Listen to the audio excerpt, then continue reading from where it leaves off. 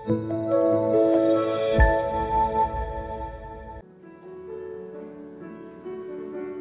Bapak Ibu yang terkasih dalam Tuhan. Kembali kita berjumpa di dalam renungan sarapan rohani Jemaat Galang Ninghyang dan Basih di hari yang ke-9 di bulan Agustus tahun 2022 ini. Kita akan disapa oleh buah bacaan firman Tuhan yang sudah disediakan dalam bacaan pujian janji pada hari ini.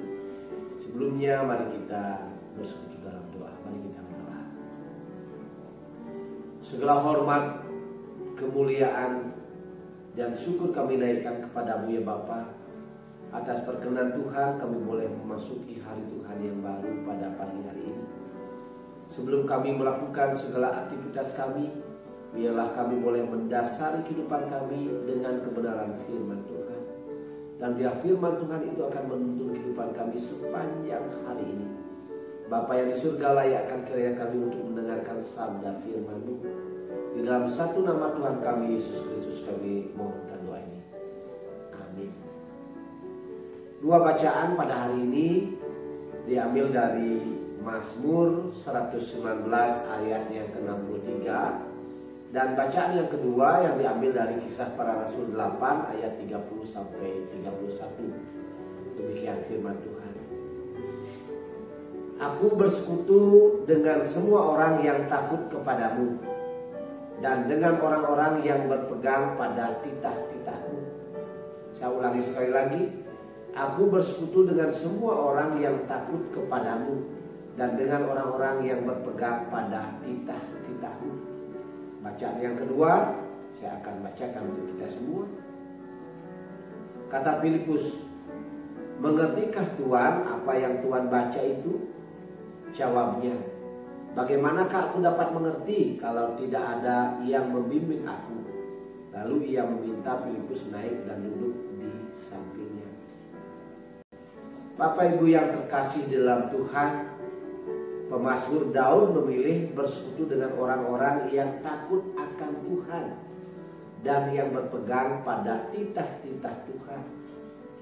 Sehingga sikap hidupnya juga dapat menjadi baik oleh karena titah-titah Tuhan yang dipegang bersama-sama dengan orang-orang yang ada di dalam persekutuannya.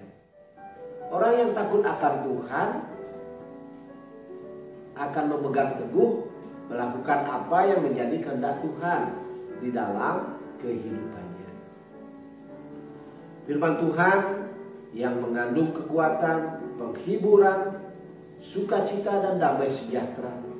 Firman Tuhan adalah penerang bagi jalan kehidupan setiap orang.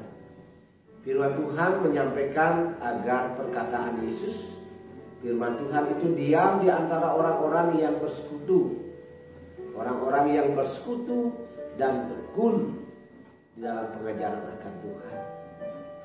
Apabila orang-orang itu yang bersekutu dan tekun membaca, mempelajari, merenungkan firman Tuhan, maka pikiran dan perkataan yang keluar dan perbuatan yang dilakukannya akan dipengaruhi oleh kuasa Kristus.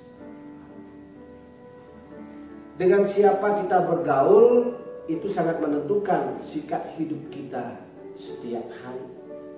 Apa yang kita baca itulah yang akan terpancar dalam sikap hidup kita.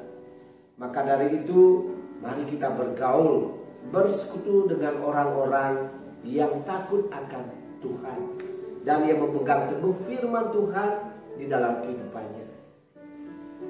Mari kita bersama-sama belajar membaca dan merenungkan firman Tuhan dengan pertolongan Roh Kudus, sehingga yang terpancar benar-benar adalah pikiran kita, yang adalah semuanya itu bersumber dari Kristus sendiri. Apa yang keluar dari ucapan kita adalah perkataan, adalah ucapan perkataan yang sumbernya adalah dari Kristus sendiri. Sehingga dalam diri kita, dalam diri saya dan Bapak Ibu Saudara, biarlah perbuatan Kristus yang terjadi dalam diri kita sebagai orang-orang yang mengaku percaya kepada Dia sebagai Tuhan dan Juru Selamat kita. Di dalam persekutuan, marilah kita tidak menonjolkan bahwa itu terjadi karena saya bisa. Itu terjadi, persoalan itu hidup karena saya. Tetapi baiklah kita belajar untuk merendahkan diri kita di hadapan Tuhan. Biarlah Dia yang terutama. Di mana dalam persekutuan kita terjadi dan hidup karena Dia. Karena Kristus hadir di dalam persekutuan kita. Dan biarlah nama Tuhan dimuliakan di dalam kehidupan persekutuan kita. Bapak, Ibu, dan Saudara yang terkasih di dalam Tuhan, di dalam bacaan kita yang kedua, inilah yang dialami oleh Filipus dalam perjalanannya. Ia bertemu dengan, ya bilanglah, petinggi-petinggi atau disebutkan adalah sida-sida dari Ethiopia. Sida-sida ini sangat giat membaca firman Allah. Padahal ia sendiri tidak mengerti isi dari firman yang dia baca itu. Disinilah terjadi perjumpaan dengan Filipus dengan sida-sida ini, mengajari kita akan dua hal. Yang pertama adalah semangat dan ketekunan sida-sida dalam membaca firman Tuhan. Ia atau mereka itu tetap membaca walaupun mereka tidak mengerti. Mereka membaca dan selalu membaca, walaupun dikatakan mereka tidak mengerti karena tidak ada yang memberikan pengertian akan apa yang mereka baca. Yang kedua adalah kepekaan Filipus terhadap suara Roh Kudus. Filipus mengikuti Roh Kudus yang menyuruhnya menemui dan berbicara dengan sida-sida tersebut, lalu membimbingnya memahami firman Tuhan. Pekerjaan Roh Kudus sangat menakjubkan. Ia memberikan ketekunan kepada sida-sida dan ia juga memberikan kepekaan kepada Filipus untuk bertemu dan memberikan pengajaran kepada sida-sida itu. Roh Kudus bekerja bahkan pada momen yang tidak terduga di dalam perjalanannya. Ia menggunakan dan mempertemukan antara sida-sida dengan Filipus ini sebagai sarana untuk memberitakan dan sarana untuk pengenalan akan Allah. Memang ada kalanya untuk kita tidak mengerti firman itu. Memang ada kalanya untuk kita susah untuk mengerti akan firman itu. Tapi memang Tuhan dalam kuasa Roh Kudus mengirimkan orang-orang untuk memberikan pemahaman yang benar akan maksud dari firman Tuhan yang kita baca ini.